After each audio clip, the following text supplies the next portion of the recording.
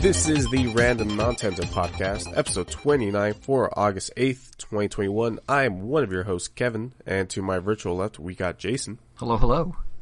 And to my virtual right, we have the ever so beautiful Angel. What's up? Oh, wait, I don't get a compliment? I'm just flat No, Jason? you're just Jason, yeah. Man, I mean, it's accurate, I guess, but man. I'll give you a title next episode, if I remember. Okay, well, it's fair, because I get the final word at the end, so it's only fair that Angel gets a little boost at the beginning. Okay, it's there all you about go. Balance, yeah. You so I accept that I'm neutral, because I get to say a random gibberish at the end. You don't like being the person that is present? But you're more than present. You're whatever Kevin said. Omnipresent. So beautiful or whatever. Omnipresent. Omnipresent. Yes, you are everywhere. You are one. I've had I went to bed like maybe at 5, so why? I have no idea. I just gonna go to sleep. Okay. I'm just gonna pop up in this Rockstar Pure Zero Fruit Punch. Please, Rockstar, sponsor us so I could get free Rockstar. Be sure after you pop it to make a nice to really sell it. It's pretty good. What do you guys use anything to wake yourselves up? Do you guys drink coffee? No, actually. I never really, when I was a kid, my dad had me try coffee once when I was like 6. And I don't know how better to describe it. It tasted to me how it smells. Like the taste and smell were like the same to me. And I'm like, that's weird. Never again. Like I'll eat coffee, ice cream, but like at this point I'm like, why even bother if I've gotten this far in life without drinking coffee?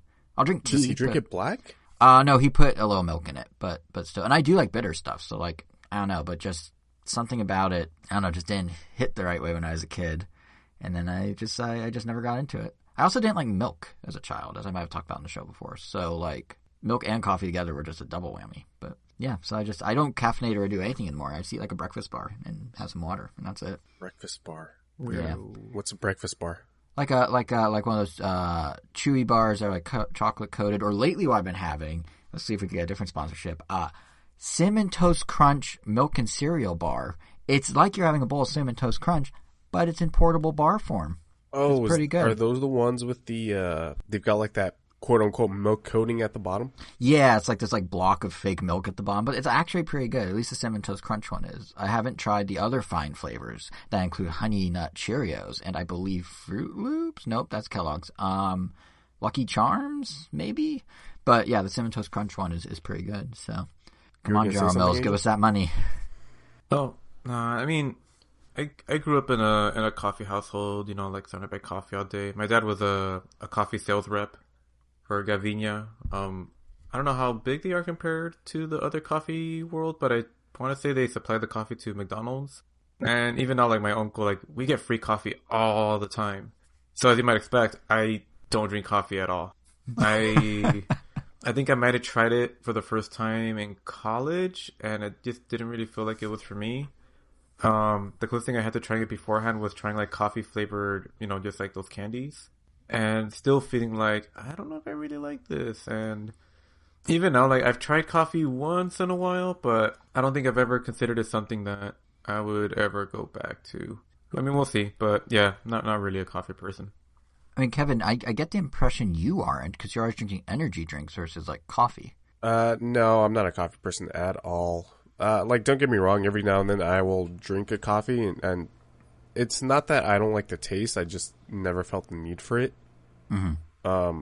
If I wake up super early for my job, and I will wake up and just go to work like that with like no caffeine and just go throughout my entire day. I know some people cannot live.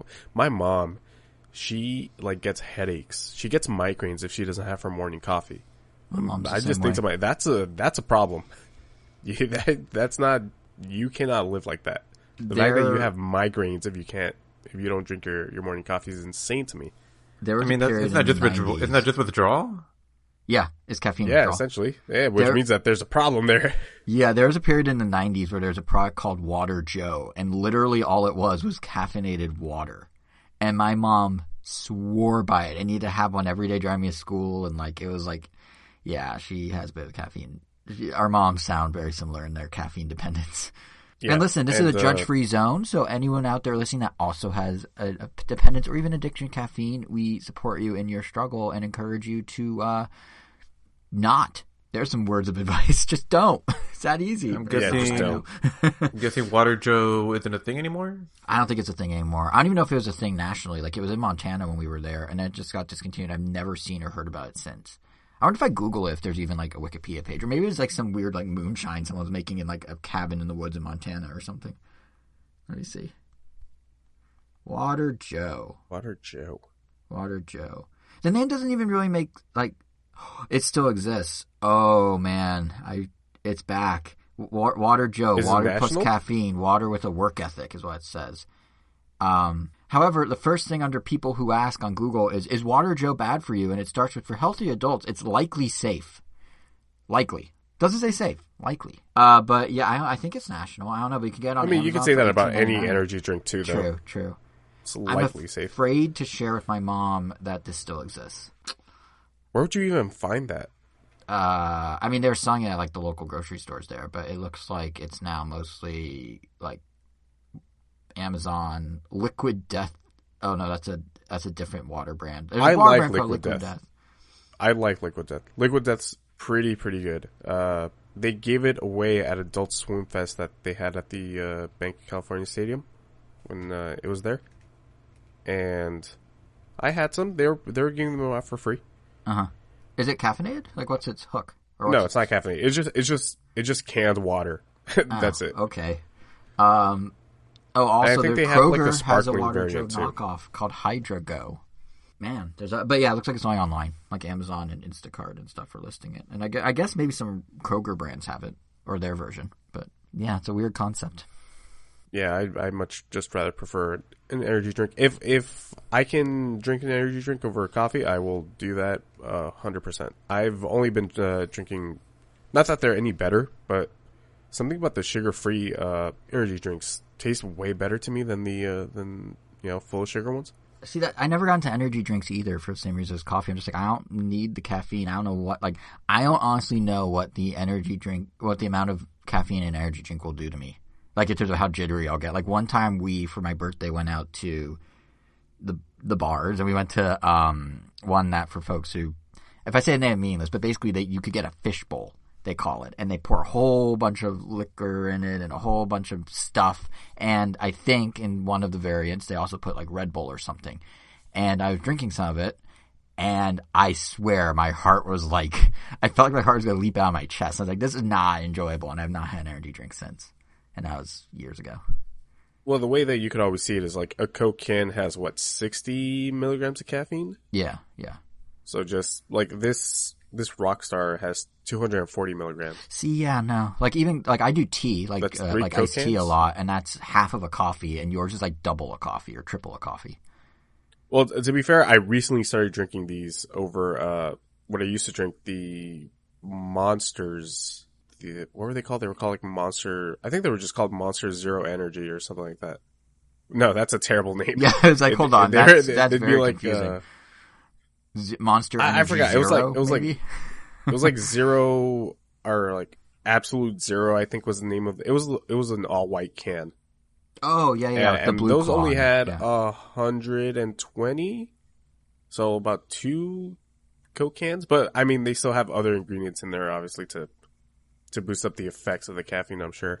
Mm-hmm. Yeah, it's and then there's this whole cottage industry of, like, calming drinks. Like, they literally create, like, there's energy drinks, and next time are, like, calming drinks. So you drink your Monster, then you drink your, like, Calm 2.0 or whatever it's called, and, like, it's so weird. Yeah. Well, if you want to start talking weird, we can get into the episode. Oh yeah, and talk about what happened. What was it, yesterday? The day before? Thursday no, it was the day night. before, right? Thursday night. Yes. You want to lead us off, Jason? Yes, I believe you're referring to the experience that was Kanye West's second live stream debut of an album that, as of this recording, still isn't out, even though it was supposed to be out after the end of both of the live streams. Yes. Yeah. So a little preface here, because Kanye is a bit of a divisive dude. Personally, he's kind of a jerk, but I think he has very interesting production and very interesting stage direction and things like that. So I kind of am a sucker for his art. But he's kind of a jerk. There's no denying that. But yeah, so Kanye, being the jerk that doesn't give us an album he's been promising for 2 weeks, put on this elaborate thing at Mercedes-Benz Stadium in Atlanta, Georgia, where it was billed a listening party. And this is the second one. 2 weeks ago he did it, and it was him walking around an empty field in a red puffy jacket, just playing his music and kind of like vibing to it, I guess. I don't really know. And then it ended, and the music sounded kind of unfinished. And sure enough, then the album was delayed for 2 weeks, and he made the interesting choice of living in the basement of the stadium. He did not leave the stadium for 2 weeks.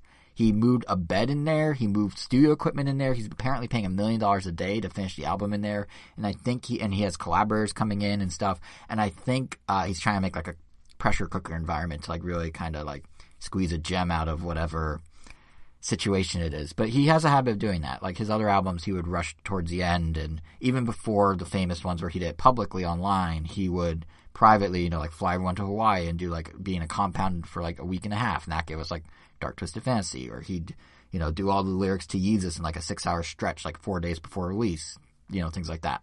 So that in of itself wasn't weird, but what was weird is he literally just like stayed there in the same clothes and everything. Like there's a soccer game like 3 days after the live stream, and he just emerged from the bowels of the stadium wearing exactly what he wore 3 days before, which includes a weird face mask that kind of makes him look like an unrendered like NPC in a video game. And he was just like walking around the stadium in this bright red outfit with a weird face mask, just mingling with the crowd. And I was like, wait, what? And then he just like returned to the bowels of the stadium. He's literally the Phantom of the Opera, but the opera is Mercedes-Benz Stadium. So that context, Thursday, they do another live stream. This one actually was kind of, I don't know. I mean, Kevin, you watched it too, right? Yeah, I watched a little bit of it. I didn't watch the beginning, and I didn't watch the end. I kind of tuned out eventually. Right, yeah, it was a little long, but this one had a little more structure. Like, it actually had, like, it wasn't just him walking around. They, like they did this weird thing where the day going into it, they were live streaming one of the rooms in the basement. Like, honestly, he turned the fact that his album wasn't done and people were like, what's going on, into almost like some sort of weird performance art in and of itself. So, like, the night before, they launched a live stream on Apple Music and then broadcast it to 60 bars around the world, where, like, hip-hop bars, where it was just him and his collaborators, like, in a room, just, like, hanging out, and his bed was in there, and at one point he was like sleeping, and then at another point, this is real, I can't make this up, I was watching it, like what is going on. At another point, him and some friends are all in there in like bulletproof vests that say the album name on them, Donda. Kanye's wearing his mask. Two of the guys are doing a push-up contest. One of the guys has a haircut that looks like giant ram horns. Like, his hair's literally shaped like 2 ram horns. I don't know how to describe it any better. And then as that's all happening, in one side, this tiny room that looks like a prison cell, to the right, his audio mixer guy just is getting a haircut. Like, just a guy walks in with with a buzzer and scissors and just starts giving a guy a haircut in the middle of this carpeted room where, like, inches away, people are having a push-up contest where Kanye's just, walking around in a mask. It was the weirdest... I don't know what, but they sort of like morphed that into the performance, because then the center of the performance was a recreation of that room, and he was acting how he was in that room, but on stage, but now surrounded by all these extras. And I think they were actually fans they recruited to do kind of like choreographed like movement, all to the now not, I guess, finished, but closer to finished version of this album that's like an hour and 20 minutes long. Huh. So it's a lot of things happening. What? How long is this album going to be? The album's 24 tracks, supposedly. They played 22 on Thursday. It started around 7:30. It finished around 8:50 Pacific time. It's a long album. Oh, God. It's like a double album. But, it was just so weird. And, like, honestly, like, music-wise, it kind of felt like a return to form. But just watching it, the visuals were just like, what is going on? Like, at one point, he made a phone call, like, not party act, I don't think. I think he was literally calling, like, oh, the sound's off, guys. And then, like, another part, he started doing push-ups. And then another part, which is what, Kevin, I think you were watching, he literally riffed on the Phantom of the Opera idea and threw a giant puffy coat over himself and ran in a circle hunched over with the coat covering his body. So he looked like he was just like a little kid, like zooming around. It was very strange. I mean, how did you feel when you tuned into it? Because you're just kind of coming and going. So, like, it must have been extremely bizarre. I mean, yeah, but that's Kanye, isn't it? I saw him live for Yeezus, and he had it was like a chandelier on his face the entire time. Yeah. You don't get normal Kanye performances anymore. Like, you don't get college dropout era performances from Kanye. Yeah. It's got to be like over the top. It's got to be incredibly weird. And it is him I remember I did say, like, man, this guy's weird. And then somebody said, or what did he say? He was like, oh, he's an artist. I'm like, that doesn't stop it from being weird. Yeah, that doesn't stop him from being weird. That doesn't get it. He doesn't get to shield all criticism just because his performance is art. I will say, not that there was anything to be criticized, but like, Jesus Christ, that thing was so strange. I will say there was a lot of references to Jesus in the music, so that was a nice little. No, but I will say that as weird as his stuff is visually, he always has an eye for like, or his people he collaborate with always do have an eye for stuff. Because like, I mean, it ended with him or someone dressed like him being lifted out of the stadium in a beam of light. Like they rigged someone up and sent him up to a beam of light. There's no shot that wasn't him. That was absolutely him. Yeah, I'm pretty sure. No shot that he wouldn't want to do that himself. Yeah, but like, and that, you know what's crazy about that is there was concept art for the Yeezus tour in 2012, 13 of him ascending in a beam of light, and it took 9 years, but they pulled it off. Yeah. Yeah, those were on the tour shirts. Yeah, that's right. There was. Yeah. Jesus. Yeah, but yeah, the thing is, like, it is weird, but it is visually very interesting. And the thing I've always kind of liked about him is musically, he does some interesting stuff. Like, he has some knack, he has some innate ability to just know weird things to sample, what to change them to, and just have it work. Like, there's a story from a producer, I think Benny Blanco, who now works with like Bieber and stuff, but he helped Kanye with the album. Did you make that name up? Because that's no, it's a real name. Fake. It's a real name. Benny Blanco. Benny Blanco. You know, because I'm drawing a blank. But yeah, Benny Blanco or Blanco maybe. But he was working on Kids See Ghosts with Kanye and Kid Cudi. That was their collaborative album for a few years ago. And apparently, like, they were almost basically done. And then Kanye like walks into the room and goes, "Here's this like song from 1927. Take the snare from like the 2-minute mark, up pitch it 3 octaves, stick it at the 27-second mark of this song, and let it run for 3 seconds." And they just walked out. And then the guy's like, "All right, I'll try it," and it just like worked. And Kanye has some like something in that weird head of his, like things just click in a way. And I think as weird as the performance was, like visually there's a lot of really cool just like shots, or like even how he had like, he was in the fake room in the middle doing weird stuff, but he had like the crowd around him that I think again might have been fans they actually brought on to volunteer to do it, doing all these different movements and stuff where it kind of looked like basically a human visualizer for the music, which was like, you know, and then like the Ascension thing was really crazy to see, but like actually looked really cool. Like it, so he does have a knack for that, but it's definitely like, the fact that he did all this twice, they're running billboards for his album for weeks saying it's available now and it's not. The fact that Apple's been like, you know, basically marketing this for him pretty heavily, and there's still no album. Like he's probably the only person that can get away with that, for better or worse. Like, Tidal must feel so cucked by him going with Apple. Yeah, isn't he a part owner? He was. I believe Tidal ended up selling the owner shares. Like Jay-Z sold his portion to Sprint or SoftBank or someone like that. Oh, I think wow. SoftBank. I think it was SoftBank, yeah. Yeah, I don't think the artists really are involved anymore. But Kanye's always had an eye on Apple. He considers himself, again, I don't like his ego at all, but he considers himself like the Steve Jobs of music, so he's always wanted to work with Apple for that reason. But the thing I thought was most interesting about all this, like the reason I was really bringing it up, is I feel like, besides it being weird, there are few artists that I feel like really leverage that music as a digital format, or is like this internet-based thing in the way that he does, if that makes sense. Because like a lot of artists, and it's probably better that most don't, because a lot of artists still believe, you know, you put out a song when it's done and that's it, and then maybe for the fans you put out a demo version years later. Like Linkin Park used to do a really cool thing where they did a yearly compilation of old demos for fans for their fan club. And, you know, you kind of get like a peek behind the curtain, but ultimately you just get the finished product. But I feel like for the last like 4 albums, Kanye's kind of taken this very like almost like tech company approach to his music, where it's like, oh, there's like an alpha version and a beta version, and there's patch releases, and there's, you know, it's kind of crowdsourced in the sense of that based on the feedback, he will either adjust songs or change songs or delay the album to do new songs or remove songs or whatever. And you can't please everyone. A lot of people are still, you know, annoyed that certain songs were cut years ago from other albums, never to be resurfaced. But just kind of the fact that it's like this loop it goes through where, you know, he puts something out, people say yay or nay. He's like, okay, I'm going to modify it. Demos of that eventually do get leaked, but then he kind of feeds into that by continuing to put out unreleased stuff in different ways. And then that kind of evolves, and eventually we get an album, and it's frustrating in the process if you just want to like listen to it while driving, because you can. But this kind of like circle it goes through, I feel like, for better or worse, very few artists do it, but it is something that's only possible with how music has evolved into like kind of a digital format.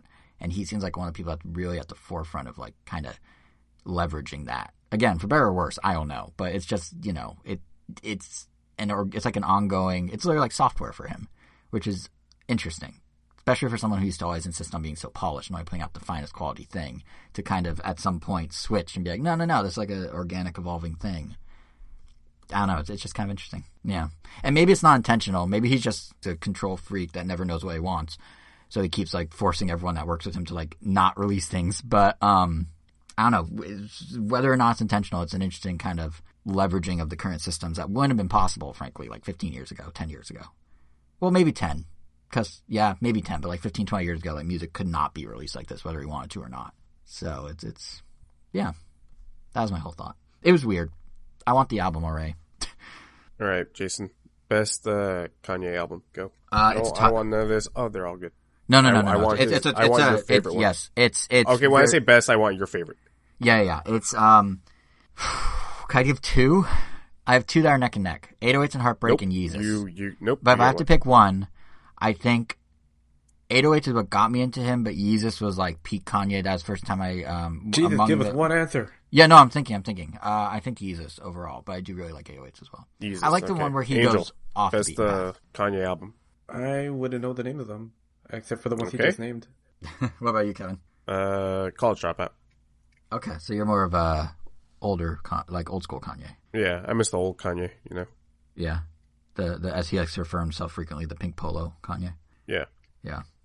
Yeah, I think Graduation's when I started to actually get into him more, but then 808s was like, I don't know, like that really clicked with me, and then Yeezus again. And Dark Twisted Fantasy's up there, but like those are the like standout ones. And it's interesting because those are, and not like tooting my own horn here, but it's interesting how those two, the ones that were the most divisive when they came out, ended up really being influential. Like all the kind of like emo rap, like sad auto-tune crooning, like thing that's, you know, kind of what a lot of rap is right now, all stems out of 808s. And then Yeezus with the abrasive sound is like, you know, Travis Scott's pretty much riding that wave and artists like that. So like it's interesting how the two that like at the time were most derided ended up being kind of the ones that shaped rap the most since. Oh, cool. Yeah. So I've been waiting to spill my guts about this ever since I finished it. No transition there. I just want to get into it. Go for it. About a month ago, at this point, probably 2 months ago, a trailer for like a new anime series was released for an upcoming show called Chainsaw Man, being worked on by Mappa Studios, who animated the last season of Attack on Titan and Jujutsu Kaisen, which I've talked about Jujutsu before. I don't think we got into the last season of Attack on Titan. I don't even remember anymore, Angel, did we? No, I don't think we did because we saw that they were going to do a second part and we're like, yeah, we'll just wait. Okay, yeah, that's right. Your brother finally caught up to Attack on Titan. He said, he did? What a show. Damn. Yeah, he Nice. let me know. Yeah. And so we haven't talked Attack on Titan, but I did talk about Jujutsu Kaisen. I found that a little generic, but like the visuals for that show were always dope. And sure enough, the trailer for Chainsaw Man looked awesome. And, you know, that was about a month or two ago, whenever it came out. And so then I decided to just read My Hero Academia, the manga, because this season just hasn't been doing it for me. And I saw that, like, Shonen Jump's digital subscription is only like $2. And they had all of whatever, how many chapters, like, My Hero Academia had. They had Black Clover. I could finally finish Bleach, but they also had Chainsaw Man because the manga had just like a 2-year run. So I said, screw it, I'll read it. And then from the first chapter, I got absolutely hooked to the point where I read the entire series in 2 days. It's fantastic. So the manga, well, soon to be adapted into an anime, it's about this one like destitute 16-year-old named Denji, who's paying off his late father's debt to the Yakuza. And he's got a little dog who has the tip of a chainsaw sticking out of its head, named Pochita. So Pochita is the chainsaw devil, which is, in this world, the physical manifestation of humankind's fear of chainsaws. So in this world, humankind's like collective psyche, their collective fear of something, actually creates devils of that thing. So Jason's afraid of milk, which we talked about. Yeah. So there would be a milk devil. If like enough people were afraid of milk, there would be a milk devil in this world. And would it take the form of sticking out some small animal's head, like half a carton of milk, like a cow, maybe? It'd probably be like a giant carton of milk with like arms and stuff like that. So like the Stay Puft guy from Ghostbusters, but just milk. Yeah, something a little bit more like that. Gotcha. Okay. Yeah, and like the more that people are afraid of this thing, the stronger the devil actually is. And so to combat them, there are professional like devil hunters that are actually sanctioned by like the world's government. So the US has their devil hunters, Japan has its devil hunters, China has its devil hunters. You get the idea. So like in the first couple of pages, you see that there is a tomato devil, which is just like a huge tomato that was drawn by Junji Ito. But then in the same chapter, which this is all in the first chapter, you see that there's a zombie devil created from like people's irrational fears of zombies. And so during his encounter with the zombie devil, then minor spoilers for like the first couple of chapters, but like Denji's actually killed, but he makes a contract with Pochita, his little dog. So Pochita will revive Denji and become his heart, and in return Denji has to follow his dreams. So then Denji is revived with like a pull string in his chest, you know, a pull string the way that Woody has one in his back. Mm-hmm. And so when he pulls that, he becomes the Chainsaw Devil, which in this form, he has a chainsaw coming out of both of his arms, and his head becomes like a robot head, and he's got a chainsaw coming out of that. The heck? The design is really, really wicked. There's already some cosplay about it that looks super, super cool. So he fights I think I need to retract Kanye being the weird thing of the episode. I think he just topped it. Oh, this... I mean, we're talking about Japan here. Like, yeah, true. Yeah, no matter how weird Kanye can get, he's never gonna be anime. He's never gonna top the Japanese. Yeah, fair. Yeah. So after he gets this power of his, he then gets recruited by Tokyo's hunting division, and that's really where the like story starts. It does start out very Monster of the Week like, where like every few chapters a new devil gets introduced that needs to be killed, and they're kind of boring at the beginning. It's like, oh, here's the Bat Devil, which is literally just a bat. Oh, here's a Skin Devil, which grafts itself to like people's skin. But like the world building surrounding all these devils is like incredible. Like you learn that the same way that Pochita made a contract with Denji, humans can make contracts with devils to use their powers to hunt other devils. So like one of Denji's teammates, Aki, he has a contract with a few devils, like a fox devil, which is just a huge demonic looking fox that he can summon at will. And he also has a contract with a cursed devil that will kill his enemies in exchange for his lifespan. Then there's also fiends in this world, which are just devil possessed corpses. And one of the main characters is actually a fiend, and her name is Power. And there's a very big like anime YouTube channel where the guy like accurately described her as Eric Cartman from South Park as a waifu. All right. Which, yeah, exactly. That paints a very vivid picture, though, to be fair. Yeah, exactly. And then when the fighting does start with these characters, it's easily the most violent, bloody, and gory shonen manga that I've ever read or seen. I'm surprised that this was even put on Shonen Jump. Because there are spreads that are nothing but blood and guts. There are people that are constantly getting decapitated or maimed. People just getting shot in the head left and right. And it's also incredibly, incredibly horny. To the point where I don't know how much of it they can actually show in the anime adaptation. And like I said, this is supposed to be a Shonen Jump like series. When you think Shonen Jump, what do you think, Angel? You think Naruto, Dragon Ball Z, One Piece? Yep, pretty much those. Yeah, and this is a kid-friendly publication normally. Yeah, and this is definitely not kid-friendly at all. So there is a story behind it where the creator of Chainsaw Man, he had like a previous manga that he worked for Shonen Jump that wasn't nearly as like X-rated as this, but the publisher said, "Yeah, do whatever you want. We'll give you like just do whatever you want. It's fine." Because a long time ago, the creator of Attack on Titan came up to them with like, "Here's the show that I want to do," and they were like, "Nope, too hardcore for Shonen Jump."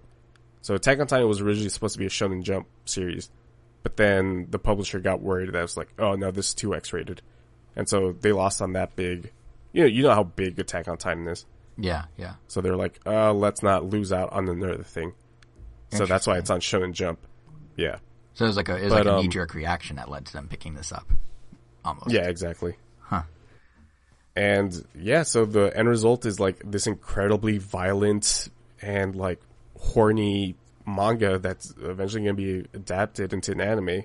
But like for as violent and horny as it starts and is throughout the entire series, it's also very profound at times.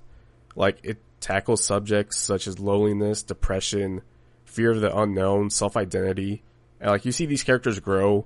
And it's really nice to see this, like, contrasted with the ultra-violence that happens. And it never, like, lets up. This show goes from 0 to 100 so quick. And, like, it also has this weird pleasure, like, almost of... George R. Martin was writing this in like breaking your heart multiple times by just offing characters that you like fall in love with across its entire run. It's insane. But like its total whiplash works, and it's something that I haven't really seen in manga or anime before. But granted, I don't read much manga. I have been now with this Shonen Jump Plus subscription, which is like $2 is a steal, dude. I don't know why more people don't get into it. But I don't know. I love it, man. Chainsaw Man is probably my favorite manga for sure. It's going to be hard to top it with whatever I read from now on. And now that like MAPPA is working on the anime adaptation. What happened? Oh yeah, better than My Hero for sure. Absolutely. With like out of doubt. It's not even in the same class. It's not in the same league at all. Damn, it's kind of crazy considering how high you were giving that show praise. I mean, I haven't read it, so I don't know if I would. No, but damn, that's like don't get me wrong, the upcoming arc for My Hero is probably it's like the best that series is gonna get for sure. Like, yeah, that still comes nowhere near to Chainsaw Man for sure. And now with like the anime coming out, it's gonna be MAPPA, so it's probably gonna be like one of my favorite animes for sure, unless they cut a lot of corners, which would be disappointing. So. And assuming that they don't follow the manga, which is always the what kills like some of these anime adaptations. But I don't know. I'm super excited. There's a panel where Denji as Chainsaw Man is riding a shark devil into battle like a horse, and I just can't wait to see that animated. I don't know. I love it. So I guess I won't even say it. There was the final panel is like a twist in itself, that got me super excited about the future, the possible future of Chainsaw Man. So I got that to look forward to. And, with that, the floor is yours, gentlemen. Yeah, that was, I was gonna say, like, does this anime look like the kind that's gonna eventually maybe get like its own like video game and all that kind of stuff, or do you think it's just gonna kind of live and die as a manga and anime?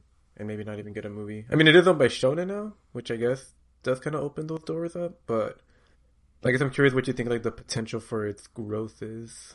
I could see possibly a video game that is nothing but like boss rushes. Oh, but that's pretty much it. Oh, so like that game Fury or whatever, that indie game where you just go from that boss game Fury, that game Titan Souls, that game Eldest Souls. Literally every game is essentially just a boss rush now. What about a live action adaptation? Because I was seeing recently on, I think Anime Expo was tweeting out like, oh, we have these stage plays that used to be Japan only or something. Or I don't know where you will watch them, but they're available online now. And you could watch like Naruto, the live action something, or freaking My Hero Academia, the live action whatever that thing is. Guess I'd be curious to see what like a stage play of Chainsaw Man would look like. It would have to be like some of the more calm moments, like when they're all just hanging out in an apartment, because like the fights, I don't know how you get away with not showing blood or gore. I mean, the main character is splitting heads with chainsaws. Yeah, it's a messy So- weapon by nature, so Yeah. definitely. No, I love it. More people need to get into it, and I'm sure it's going to explode once the anime comes out for sure. Especially after that trailer. That trailer is like just a minute of pure 10 out of 10 animation. Yeah, But it's pretty awesome. I did see the trailer, and it does look pretty hype. yeah, looks Maybe a looks little awesome. too much for Jason's heart, but we'll have to see. My Oh, heart yeah. will explode. Absolutely. Well, I know violence is fine. Is that what you mean by my heart, or do you mean just excitement? Both. Oh, well, violence is fine. I mean, I don't know. Excitement, you might be right. What about horny? That might be too much for my heart. Okay. Was sticking on this anime train. Angel, you've been watching Fate Zero. Yeah, Fate Zero, an anime I didn't think I would ever get around to watching. Not because I've heard bad things about it. I mean, the Fate series is definitely... I'm going to have to acknowledge that it's just incredibly popular. It's always noticed, and I always see a lot of stuff about it whenever I go to Anime Expo or anywhere in general. I remember seeing a ton of merch for it in Japan, but, since I didn't watch it, it was just like, oh, it's a whole aisle I can ignore, essentially. But it's been coming up a lot during work, and I just got curious enough to finally, just pull the trigger and just be like, all right, let's just see what this thing is about. And I know there are a bunch of different, I guess, series inside the Fate. We'll call it like the Fate universe. And within that, you there's a have... bunch. So, but it sounds like they're... what's a better comparison? I was going to say, they're kind of like Zelda. Like, they all take place in the same universe, but you don't necessarily have to have played Skyward Sword to play Breath of the Wild or Phantom Hourglass for that matter. But there is a through line through all of them. And I was recommended to start at Fate Zero, which, according to them, is like, I think it's like the earliest part of the timeline of the show, or at the very least, it's like an origin of sorts, or just like, just an early point. Because from my understanding, there was an older show called Fate Stay Night that Yep, I saw that a long time ago. Yeah, this was like 2000. I think it aired in somewhere around 2000, between 2004 and 2007, something like that. Yeah. And damn, yeah, if you thought a long time ago, like I can't even imagine what the quality of anime, what the quality was like back then. Because now I'm used to like, everything being nicely shaded with like crazy visuals and whatnot. Because this show is really pretty looking. But The yeah, same so studio that does Demon Slayer. yeah, UFO Table, which was also pretty cool to see. It was like, oh, it's them. So so quality, yeah, you're definitely getting that. You're getting your full production values there. And yeah, I mean, so far, like I'm really liking it. It's basically, in a nutshell, I guess it's not that much different from anime that I do like, because I would say about like maybe a third of the animes that I watch just end up being tournament anime in some way. And this one I would definitely describe as one, because the premise is essentially, and I'm pretty sure it's the same like throughout the other ones, maybe it tweaked a little, but essentially every X number of years or something, the Holy Grail, there are these Holy Grail wars, and essentially like a set number of individuals, I think it's like around like 7 or 8 or some arbitrary number, that get chosen by the Grail. They get like marked, and then they have to summon a servant from across like history.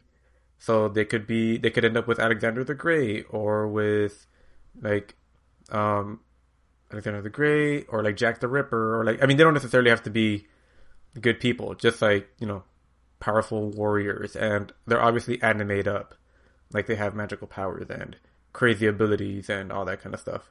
And yeah, they essentially fight like it's an elimination battle. You find the servant and their champion, I guess, and you have to kill them, and then last one standing gets the Holy Grail, which lets them grant a wish. I am maybe 2 or 3 episodes away from finishing this Fate Zero, this series, and damn, it's really cool. Like this, for as many characters as it has, so far they've done a good job of balancing it out, so you do get to know every single one pretty well. Even the ones that you're not supposed to root for, like you get their motivations pretty well. And even the good guys, like there isn't really anyone necessarily that you're like, oh, this person's gonna win because they feel like the most like the main character. There is one that does feel like the quote unquote main character that I feel like, they definitely have the most plot armor. It also doesn't help that I'm pretty sure I've seen more merchandise of this character named Saber because they're just named after their weapon. She does have an actual name that they say a couple times, but I don't remember. She's just like one of the kings of like the Knights of the Round Table, and she uses the sword Excalibur. And yeah, I know I've seen like her figure across like multiple versions. I'm pretty sure she was in Fate's Day Night, but Yeah, or she was. which is kind of cool because now like it makes me curious to see like, oh, I guess what happens later in the future, because there is a child in this anime that, you know, seemed pretty important. They seem like, oh, this looks like a key character. And then, you know, later on, just from looking at other media, I see a picture of her grown up in I guess an earlier series, for lack of a better term. Because, you know, this one is still pretty recent-ish. And I'm like, oh, so I guess this is like, you know, I guess her as a kid. And I guess so. So she's been an established character. But since I'm watching it in chronological order, I guess now I have her backstory. But, you know, stories are good. Action is great. It gets, I mean, it's your typical kind of gore. It's not like, I'm pretty sure it's nothing like, what Chainsaw Man is gonna be, or, like, other shows. It's like somewhere between, maybe slightly below Attack on Titan, if I'm trying to remember this correctly. I mean, it can definitely it gets really bloody, and there is like some disturbing imagery, but I'm pretty sure they never really show, like, you know, guts and stuff. It's just like impalements and gunshots. And yeah, they do like to spray it around a lot. It's almost like a Tarantino film sometimes. But I don't know, each of the warriors themselves are also pretty interesting. Like, they made someone that fights with just lances look pretty cool. And I was pretty surprised about that. And they also have a character named Ryder, whose gimmick at first just seems that, oh, he has like a giant like steeds, they're like bulls, that carry him on a chariot. And I'm like, okay, how's that a weapon? And then they show how it is. And it's like, damn, all right, that was pretty cool. He like pretty much rides it around at lightning speed and just like blows everything up. And he also, for some reason, has the ability to transport whoever he wants to another dimension where he has like an army of people that he commands or something like that. Everyone has like a final smash of sorts, which is like probably the best way to describe it. That they can only use like once, like every once in a while, because it expels too much energy. And of course, Excalibur has one that, you know, OTK someone, but of course they find a way to make it so that she can't use it for the good majority of the show. But I think where this show succeeds the most is just in the relationships between the characters and how like their motivations like kind of clash in times or align with each other, because, you know, these servants, they're just following the orders of their masters to get the Holy Grail. But, you know, some of these warriors like Saber is, you know, your typical honor bound, wants to do things right. They don't want to fight in any underhand way. But their master is like a master assassin who will literally do anything to just like make the fight as easy as possible and kill the opponent, which completely contradicts with how everything she stands for. And they use that to great effect. To like, there's a couple like what the like, there's a lot of WTF moments, and I was not expecting that. Even with some of the, I guess I'll call it kid torture. There's a lot of kid torture. Okay. Because did not expect that in the middle of this, but okay. Yeah, didn't see that one coming. That was a curve. Yeah. This is like pretty early on. Like, one of the servants and masters happens to be, one of the masters is just like some serial killer. He just goes around killing mainly adults and kids. It seems like it's mainly kids. And then the servant that he gets just happens to be another serial killer from like ancient history. And they pretty much make it their mission to just kill as many kids as possible, and they do not shy away from showing how horrified and scared the kids are right before they meet their doom. Like, there's one scene in particular that I remember seeing a GIF of this. Like, I remember there was this GIF in particular that I saw many years ago where it showed like a kid like running away from something and then like running towards like the exit of his house, and then he just stops in front of his door, and then you just see him start crying, and then, oh wait, it wasn't a GIF, it was a clip because I remember hearing sound. And then suddenly you see like these tendrils grab the kid and it drags them off screen, and you just hear like screaming and like bones getting crunched and like splurts, and yeah, they paint a pretty picture. We'll put it that way. So that may not be for everybody. They paint a picture, all right. Yeah. But But yeah, I mean, I'm definitely curious to see like where they just go from here. I don't know if I'm gonna watch. I don't. I'm liking it a lot, but I don't know if I like it enough to go out and make it like myself. Like, oh yeah, I'm gonna watch every single Fate series there is because there's appears to be a ton of them, even across like Yeah, you games got and stuff. Unlimited Blade Works. You have Grand Order. Fate. Where is that? Fate Grand Order. There might be a game or something. That's a game. Yeah. You've got Fate Tiger Coliseum. Oh no, that's also a game. I know there's one Fate Apocrypha. What? I know that's an anime. 25 episodes. Well, Apocrypha. I think at the very least, I'll probably just watch Fate Stay Night after, just because I feel I owe it to myself and a friend that recommended the show to me over a decade ago, and I didn't watch it then. But they told me, I mean, I trust the recommendation. I honestly don't know why I never got around to it, especially considering that they recommended I watched what would end up becoming my all-time favorite anime. That, in spite of how many animes I've seen up until this point, and no matter how many I've loved to death, like, you know, the mob cycles are amazing and that kind of stuff.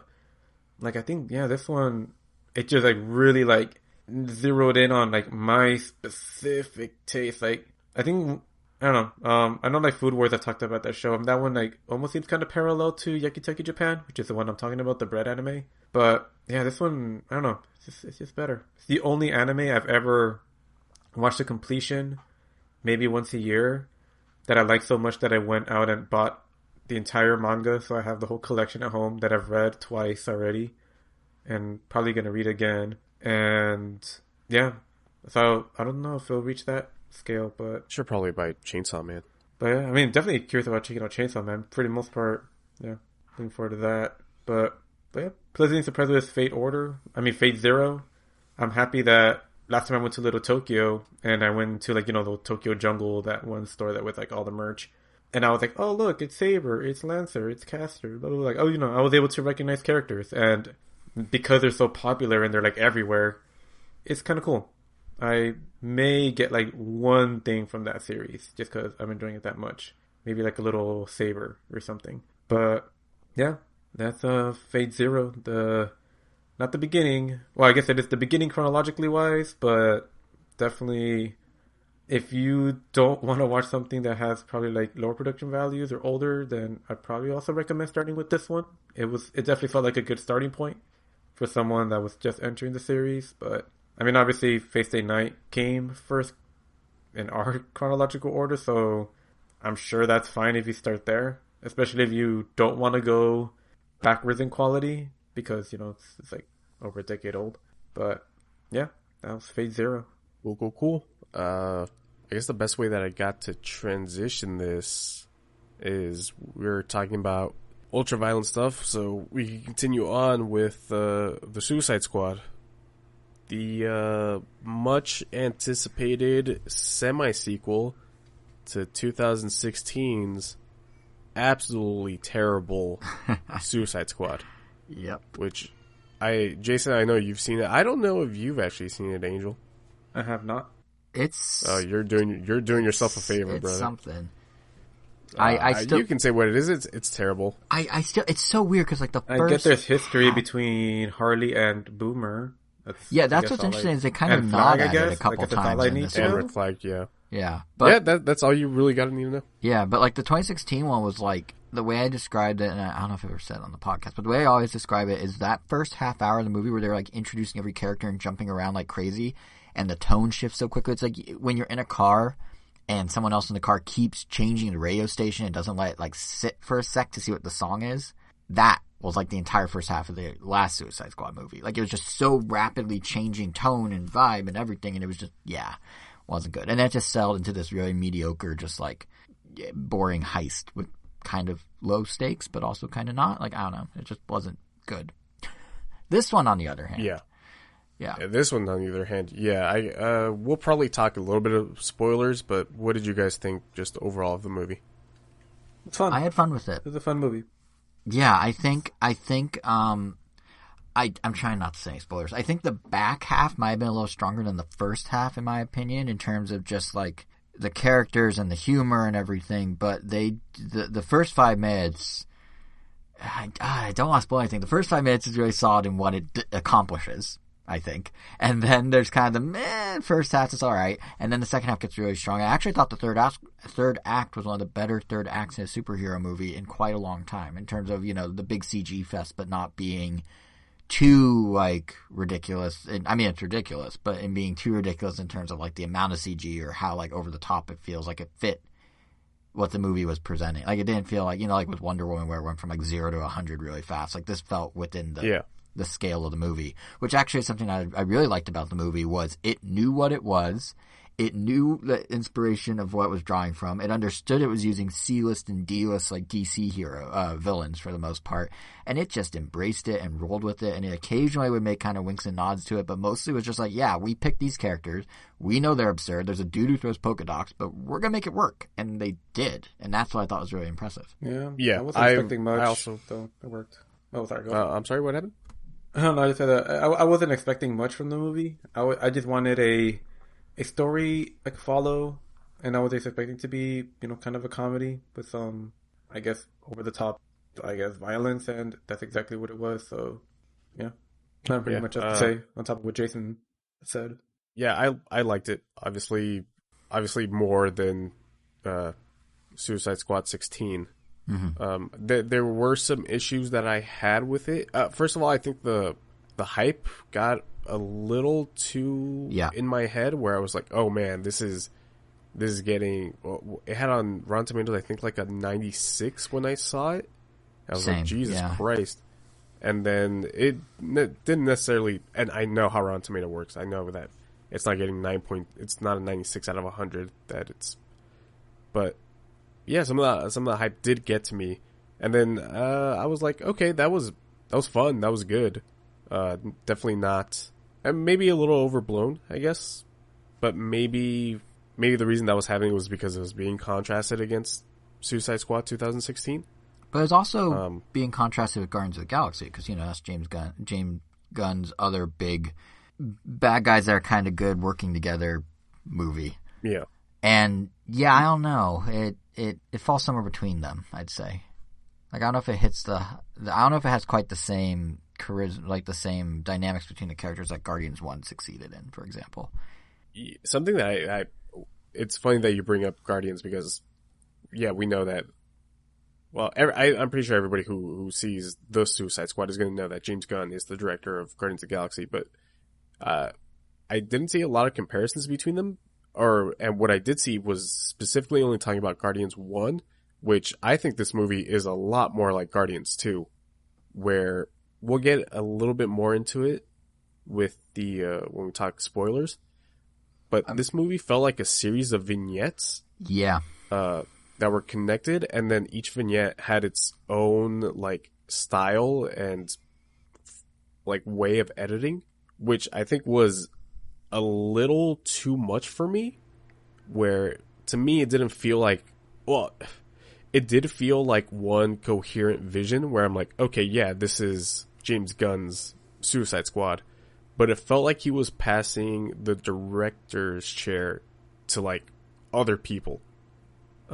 It kind of felt like a little bit into that in the spoilers. It kind of felt like, keeping it vague as well.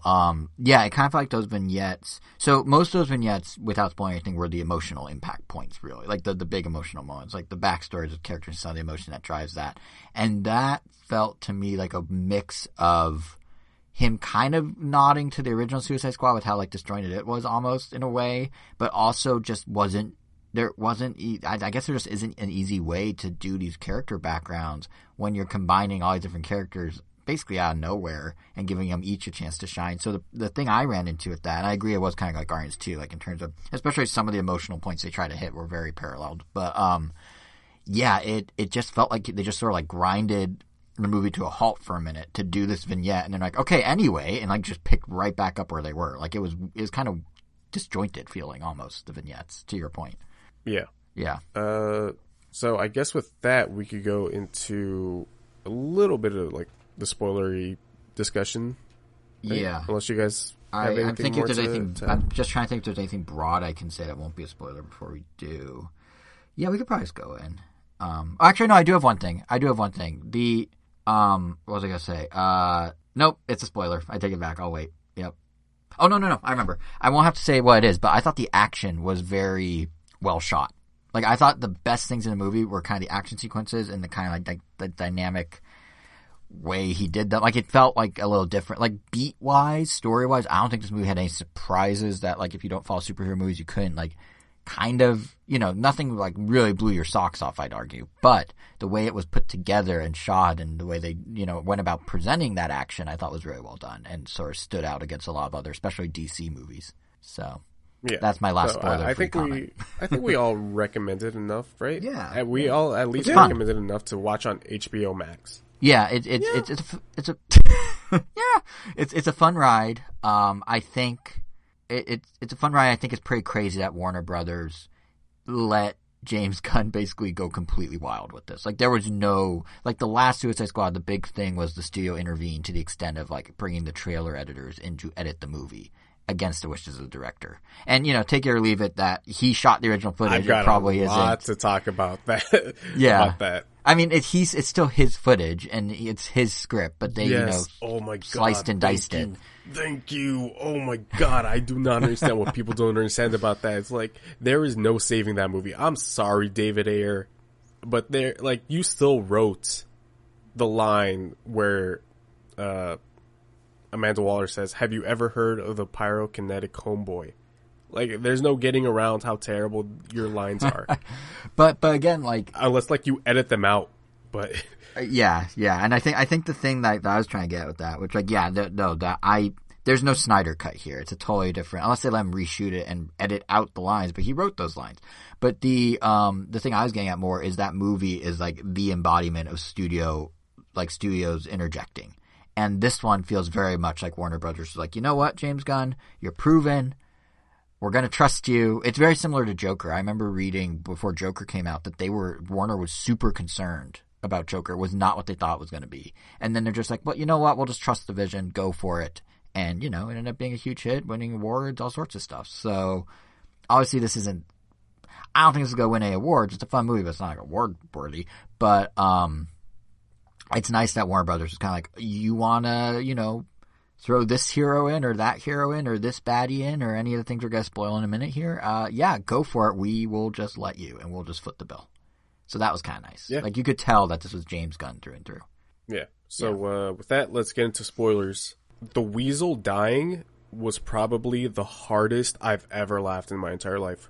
I mean, all of that first 5 minutes, like, that's what I was trying to get at. Like, the first 5 minutes, like, the first half is slow to me, not slow, kind of not as good as the second half, but that first 5 minutes where all the marketing, every character, they've been driving all the marketing with, look at this, like, 2 dozen person cast list, and then, like, 80% of them are dead. Like, that was, yeah. I absolutely saw that coming, for sure. I was like, there's no way that, and James Gunn made it, like, very apparent. He's like, do not get attached to these characters.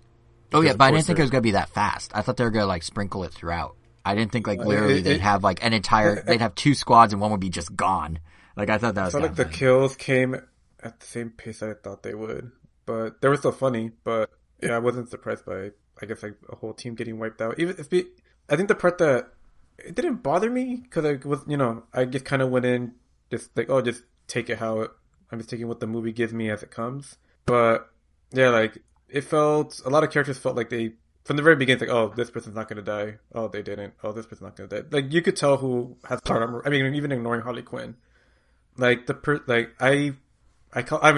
my head, like, when the movie started, I'm like, all right, from crew 2, everyone but Polka Dot Guy is going to survive.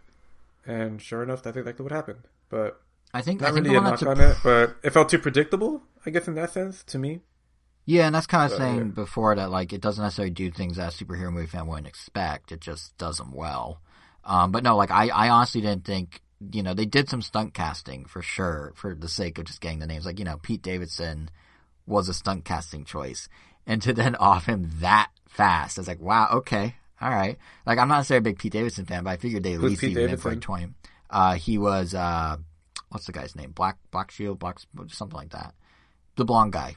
It doesn't matter. Disposable baddie number. Yeah, exactly. two. But like the He- way I he mean, was no, but yeah, but why is that a stunt cast though? Like, who is that Oh, dude? he's a huge. He's on SNL. He's a comedian. He was the one that was engaged to Ariana Grande. He has a big following online. he's a Canadian. That's one of his songs. no, comedian. Comedian.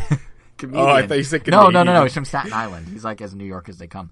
But no, he's kind of just this well-known comedian. There's a big following online, and they cast him. And I remember at Comic-Con when they first revealed the new Suicide Squad, anything about it was a 1.5-minute sizzle reel of each actor and which character they were playing. And a lot of people were like, whoa, Pete Davidson, like what?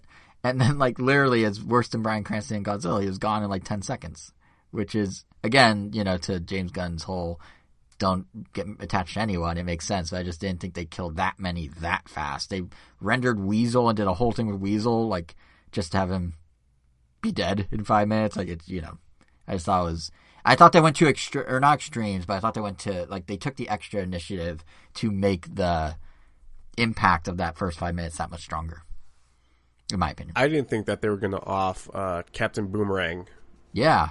as quickly as they did, considering Yeah. that he was one of the original Suicide Squad members. Exactly. Like, all of them at some point, I think I expected to kind of die because of the marketing, but I didn't think they'd do, like, literally, like, the first 5 minutes is basically no one that's in the rest of the movie. And I was just like, that's, Except I thought that was kind of. except Harley and And Flag. Rick Flag, which Rick Flag also biting it by the end of this movie. I was like, huh, they really actually can off whoever they want. Then. Yeah. Harley, though, So- I appreciate they gave her another, like, Birds of Prey. One of the things I thought one of the cool things in Birds of Prey I liked was when they did that extended fight scene she was in. And they did it again with this one, but with a different kind of angle, and they did all that flowery images. I thought it was just really well choreographed fight scene. It was really cool to watch. Her subplot was kind of whatever, but that was a cool scene. Even in 2016 Suicide Squad, as much as that movie sucks, like, her choreography in that movie was still pretty good too. Yeah. Like, I think that there's just something that, obviously choreography is going to be really, really good when your character is supposed to be like this acrobat, the way that Harley Quinn is. Right. So yeah. But I haven't seen Birds of Prey, so I can't talk to that movie. But It's honestly yeah, pretty fun. It gets super, like, generic CG third act, but, like, Margot Robbie's a really good Harley Quinn and, like, really shines in the movie. The rest is whatever, but, like, she's good in it. Like, it's worth watching just for her, I'd say, and for her, again, the fight choreography and stuff. Sure, but as I was saying, yeah, her choreography is always going to be pretty cool. So, as you were saying, her subplot, this is where some of the movie gets a little too much for me, where her entire side plot of being almost like groomed to be this dude's wife, and like the music choices and the cuts and the editing just didn't do it for me. It was that thing that I said where it felt like a bunch of different directors, even though it's all obviously James Gunn's vision. Yeah, there was a little of him, like, paying tribute to tropes that I couldn't immediately put my finger on, and I feel like that was one of them. And I was like, okay, it's some sort of romantic thing, but I'm like, I don't know exactly what he's referencing. I don't know if this is a reference or he's just like, let's just go with this angle, and I think that is partly what led to that disjointed feeling too. Yeah. Yeah, and then there was a little too many scenes that I feel like he sort of that didn't come out naturally, that he sort of forced. Case in point, when they are about to storm Jotunheim and they're getting out of the van, and you have that, that splash of everybody just coming out in the rain. Oh yeah, where it's like, I feel like he did too much of that, where he wanted very iconic scenes and very memorable scenes to happen. Like, immediately right after that, you have King Shark ripping a guy in two with lightning. a lightning bolt hitting the back. Yeah. Like, Yeah, there was a surprising amount you of, have Harley shooting these two AKs or whatever those two assault rifles are, and then having a bunch of flowers behind her. It was too much of, James Gunn wanting, like, let's see how many awesome gifts we can make. I do wonder on some level if that was by design, not how many gifts we can make, but this movie leans in so hard on, yes, we are a comic book movie. I mean, the big bad at the end is a giant starfish. Like, come on. So I do wonder if on some level he's like, you know what? If we're going all the way in and we're digging deep into like the annals of comic books, let's just make this thing look like it is living, breathing comic book panels. And that might be where, because some of those shots would be straight out of a comic book, right? Like, especially her with the AKs and the flowers behind and stuff like that.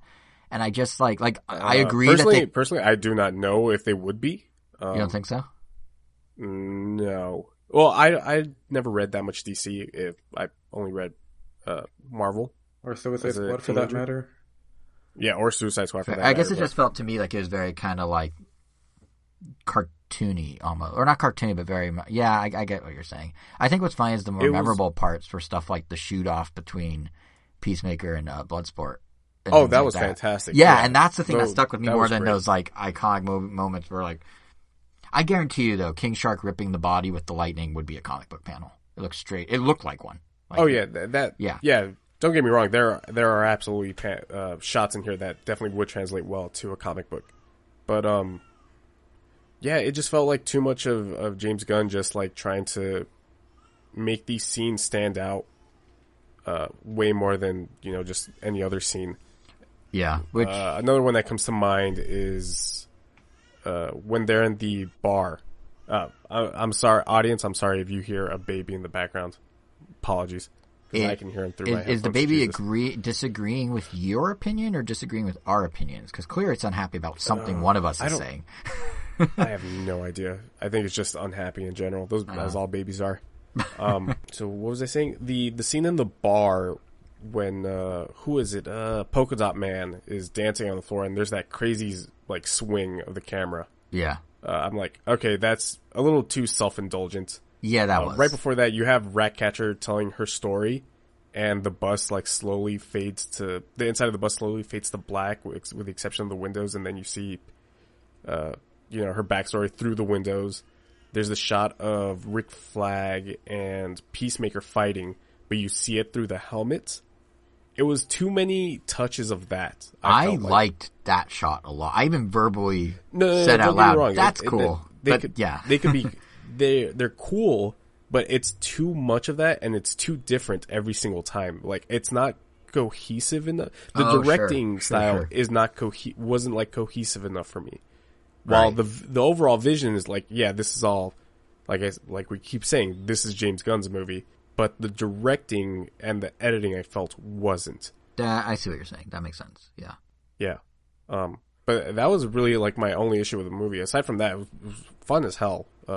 Oh yeah, and the characters, like, it's amazing how, I didn't think Ratcatcher ended up being like my favorite, or sorry, Ratcatcher 2 ended up being like maybe my favorite character. I knew I was gonna like King Shark, because like I like doofusy characters like that. I mean, Bidoof, that's my favorite Pokemon. It all lines up. But yeah, so King Shark I knew I'd like, but I did not expect Ratcatcher 2 to be so likable, or to become like a favorite by the end. Oh yeah, and clearly by design, like he obviously made her the the heart and soul. Oh, totally. Yeah. Yeah. I know it's a movie thing, but why didn't Peacemaker just kill her, like, in all, like, 8 minutes that he had the gun pointed at her when he was? Well, it wasn't 8 minutes. It wasn't 8 minutes. It was seconds. I know. I'm exaggerating, but like he had like more than enough time to just pull the trigger instead of just pausing. Oh, there is blood sport. No, more so pausing. Honestly, I think he was a little conflicted because he wants to fulfill the mission, but he liked her. Like, he didn't even want to kill Flag until they started fighting, and then he kind of had to. But I think he was and like, even after he kills Flag, he's like broken up about it too. Yeah, I don't think he was just like a war machine on a path. I think he believes very strongly in his mission, but he also like liked her a lot. It seemed like, so he was like, because it's not fair easy. Enough. I was very passively just watching this movie, so it just felt like. Yeah. And it felt very like end of the movie cliche, like, oh my god, I just pulled the trigger. It's like, oh, of course, see, now you're dead.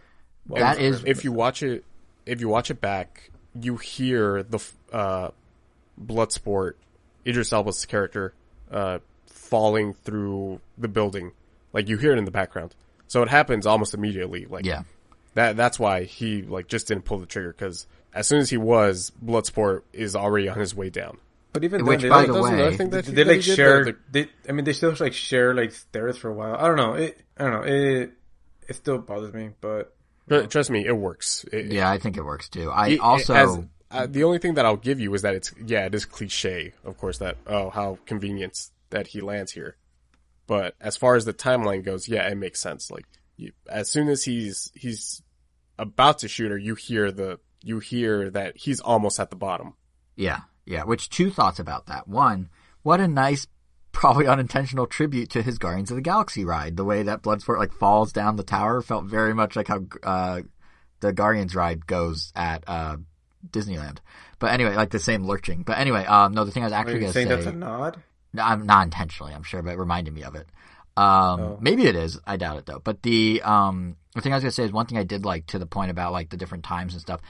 You know, we were saying some of the shots don't make sense, but I thought the way the movie was like the way it kind of zigzagged around in terms of different times and the way it like introduced new segments with those like title cards that were kind of integrated in to the scenes. I actually really liked those. I thought they're pretty cool. Yeah, I like those. I wasn't too crazy about the chronology of the movie. I didn't mind weirdly. Is chronology the yeah, I think so. Yeah. I didn't mind. Yeah. So the first one, when that's typical, you know, cliche where it's like, oh, well, 3 days earlier. But the second one, when they like went with one character for a while and then jumped back and basically told the other character and had it re-meet, in a way, just because it's a little different, I liked it. But I also appreciate that they were able to like focus on what was happening with one character instead of trying to tell the A and B plot simultaneously and jumping back and forth. Like, I feel like having the fight with Peacemaker and Flag be all one fight and not jump over to like, oh, but over here's some comic relief with like the Milton conversation. Like, it just felt better to have them be completely individual scenes versus bouncing back and forth, at least to me.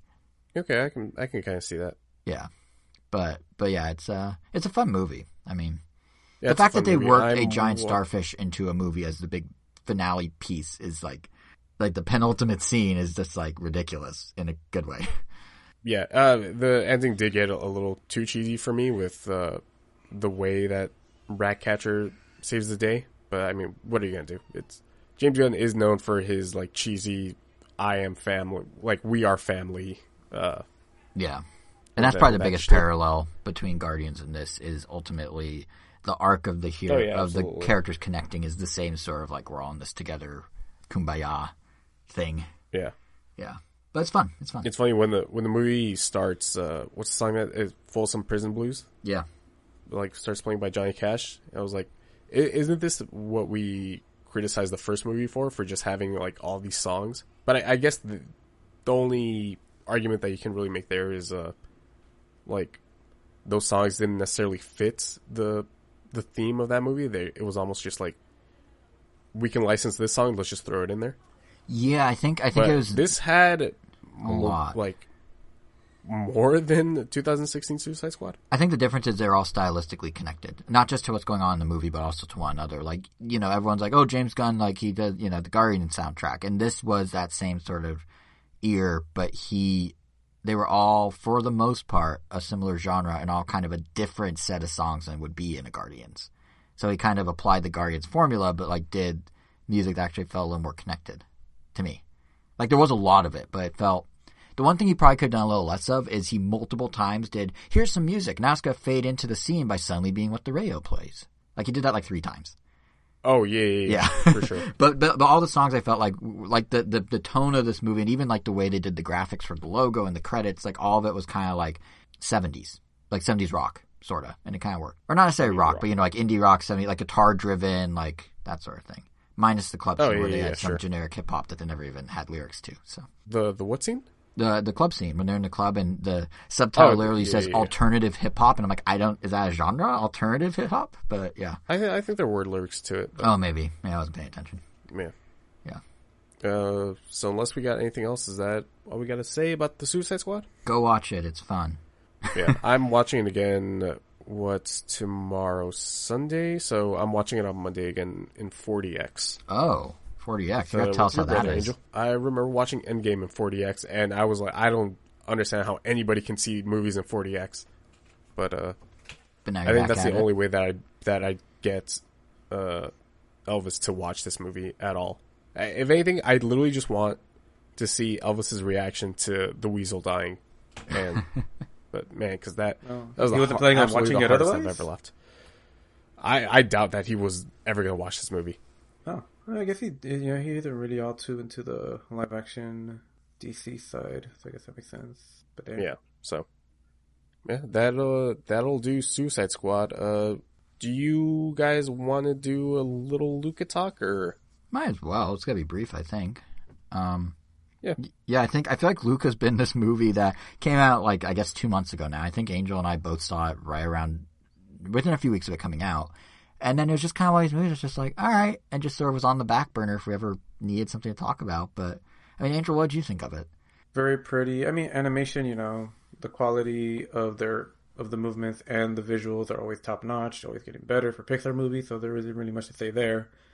Outside of also just the art direction and the character styles were also pretty interesting. They were much more rounded. They felt a lot more like Cartoon Network characters. They remind me of Ghibli a little. The whole movie reminded me of Ghibli a little, but even the character design kind of. Well, I don't know about that, but okay, never mind. I'm gonna say, yeah, I'm gonna say that just because the character designs were ripped straight out of your typical shows that were airing on Cartoon Network, and I guess Nickelodeon in the last 6 years, down to the mouse shapes. They could have been ripped out of We Bare Bears. It's it's almost they call it the Cal Arts look. It has a name in the animation world just because it's so prevalent. But we haven't really seen something like that in 3D, so that still made it cool and more unique for that matter. But yeah, I mean my simple story, kind of Little Mermaidish, but my only real problem with it was just how abrupt the ending felt. And there were some things that I kind of wish were explored a little more towards the end that I felt would have made it a lot stronger. But I don't know if it was a budget thing, because sometimes it feels Pixar is doing their 2 movies a year and it always feels one of them suffers. But this time it felt neither of them suffered that much. It felt they both came up quality overall. I'm referring to Soul and Up. The last time I remember this happening was Inside Out and Good Dinosaur.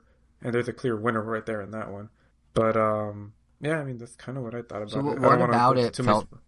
What about it felt abrupt to you? Just I guess the acceptance and reconciliation with the villagers and the creatures, because they were ready to kill them, and then the father, he just comes in and he's they're not monsters, they're this people, and then everyone's and they're even the villagers wait, weren't we gonna are we gonna kill them? And then they're just okay, all right. I mean, this guy clearly has enough pull that if he says it, it's all right, yeah, he's saying it. So, but that wasn't really established, I feel.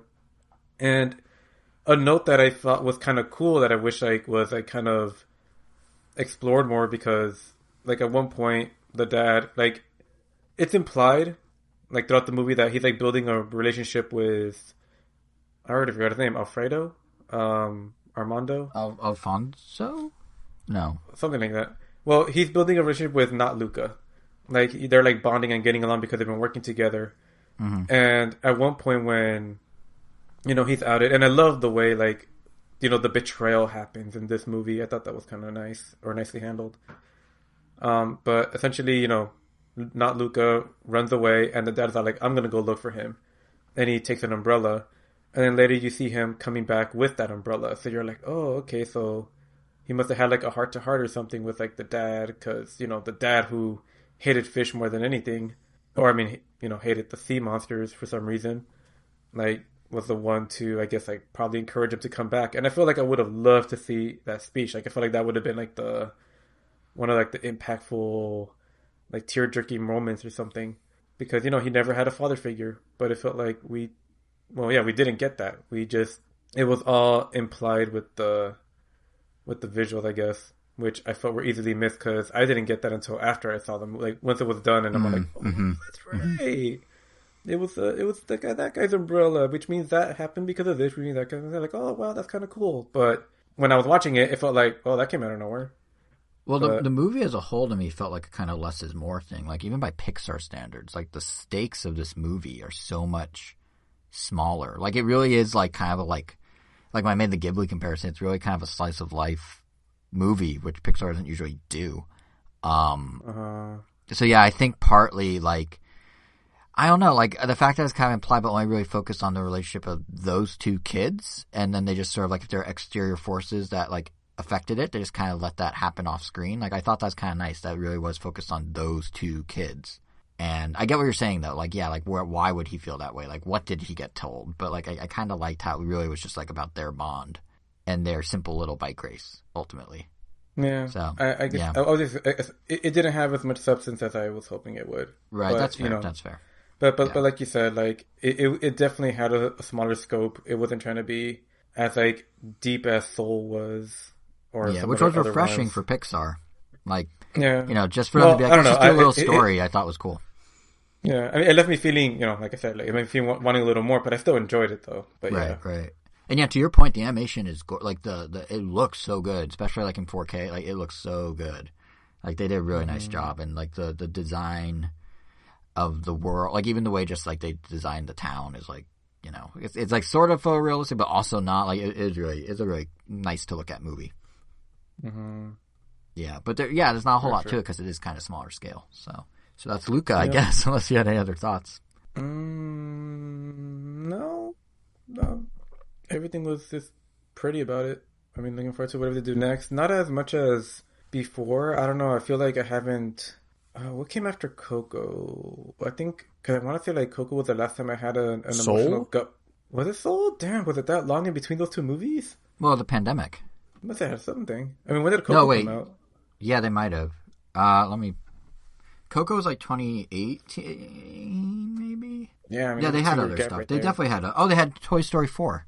Oh yeah, at least. I mean, I like that one, but I mean, yeah, I feel like I haven't had an emotional gut punch like I did for Coco's. I mean, yeah, since Coco. Onward, Toy Story. Onward. Jesus, they had a bunch. Yeah. There's a bunch of stuff. Incredibles 2 is. See, like I liked Onward, but I mean, ending was great. Beginning with I thought was okay. It took a while to get going. Incredibles 2 was entertaining. Incredibles 2 was literally Incredibles 1 over again. Like, the beats were the same. Yeah, just the mom is now the focus instead of the dad. Exactly, yeah. Which, it wasn't a bad movie, but, I guess it just comes with the territory.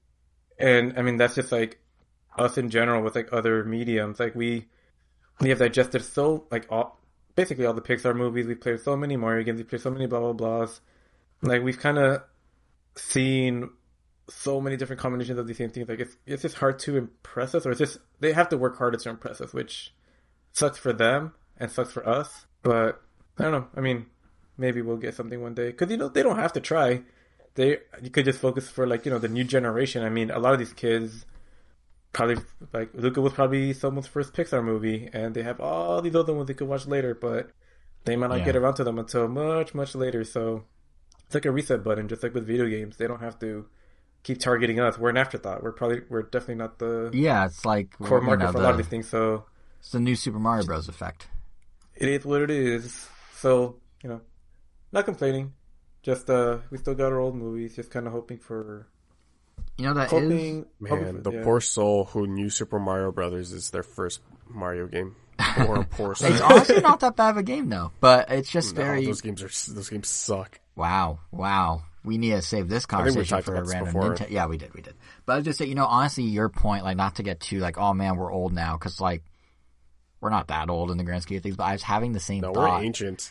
We're millennials and anything Gen older Zs than like 26 right now is just ancient. True. But yeah, I was having this thought. It's funny that Angel you mentioned this because I was having this thought thinking about music, because there's a ton of new music coming out right now because all the like pent up creativity from the pandemic. So like, we were talking about Kanye at the top, but it's also like in the next couple of weeks we had a Weeknd single come out like last week. We have The Killers coming out next week, which I'm sure Kevin you're gonna have thoughts on when that happens. Oh god. Yeah, we have like it's like there's a Coldplay like stuff that I'm interested in at least. There's like a Coldplay album in like 6 weeks. There's like it's just this constant churn of like these bands that usually they'd be spaced out like 1 or 2 a year are all coming out in like a 10-week window. There's a bunch I'm not even thinking of, and I was thinking about like the music I'm interested in, excited about, and the stuff that like I'm discovering now, like, and that sort of thing. And I realized we're getting to the age where like the lyrics are getting juvenile for some of this stuff. Like stuff that someone that's like 21 or 20 or 25 are writing about like I was listening because I was kind of curious, and I'm not gonna lie, it's not bad as like a pop punk album, but I was listening to like Machine Gun Kelly's like weird turn towards punk, and it's again not It's very mainstream. It's very like poppy, but it's kind of fun. And like he's 28 or something, and his lyrics, I'm like, are you like 15? Like what? And I've never had that thought about music before. And like, there's just so much of it coming out right now that I keep having this thought as I hear the new material. That's like these newer artists versus like the ones I'm excited about. I'm just like, oh man, like these lyrics are not like, I don't know. I feel like I'm like too old for these lyrics. Like it feels like too, you know what I mean? And then like the stuff from the artists we do know, it's like, oh, well, is this different enough or new enough or in the direction of X, Y, or Z? Like there's not just like, it's harder to get that pure, just like, oh, everything just clicks. Like even the Weeknd's new song, Take My Breath, which is really good. I'm sitting there like, oh, it has elements of this album and that album and this, and I hear how he took inspiration from his previous work here and there versus just being like, oh, whoa, what cool new sound. Which, you know, for Weeknd fans who maybe only got into After Hours, it is like a more disco-y sound, so they're probably like, oh, this is neat, but like, it's just weird, like that experience we have with movies, with games, with music, is just shaping, you know, stuff that maybe would have been totally fine 10 years ago in a totally different way now. And I guess that's true for... Did you listen to that Foo Fighters... The disc DGs? album? Yeah, the DG, when they covered the Bee Gees. Is that what you're talking about? Yeah, did you listen to that? Yeah, I skipped around it. I'm not huge into the Bee Gees or like disco in general. Although, funny enough, Weeknd's new song has a hint of disco. But yeah, I did kind of jump around it a bit. It's a straight up cover album, just with a little more rockish take on it. But yeah, it's, I mean, like Dave Grohl's singing in like falsetto. Like it's full on going full Bee Gees. Okay, so I can absolutely skip it, is what you're saying. Cool. Yeah, it's 5 songs that are all Bee Gees songs. Yeah. I mean, I don't even have it downloaded, and I have like every Foo Fighter album. So I think it's cool they did it. And like that's something that's kind of fun. And like, you know, no matter, you know, our experience with music, just having a band, you like do something totally like left field, like that's kind of fun. But But I don't know, have you had that? I mean, Kevin, you're way more into more contemporary music than I feel like Angel is. Kevin, have you had this happen where like you're listening to stuff and you're either being pulled too much, like it's too much like this or too much like that or not what I want, or like the lyrics just aren't hitting like they used to? Like, are you starting to experience that too, or am I like weird? No, it might just be you. I listened to the same 5 albums that I was listening to back in 2008. So. Oh, okay. Yeah, no, I'm very much like, albums. You know, every New Music Thursday or Friday, I guess, like Thursday at 9 p.m., I'm right on Apple Music. Like, oh, what's new this week? What artists are out? And some of it I can put up with. Like, some of the lyrics I was like, okay, but like, I've never had that thought of like, okay, like I'm starting to now. It's weird. But then again, I never listened for lyrics to begin with. I just like how things sound. So, you know, I'll bite the bullet and keep listening to a song about like some high school date or something and be like, oh, okay. You know, like I don't know. It's like a half-baked thought, but it just occurred to me when Angel talked about the movie and our age. Well, that was Luca. Yeah. No, I'm teasing.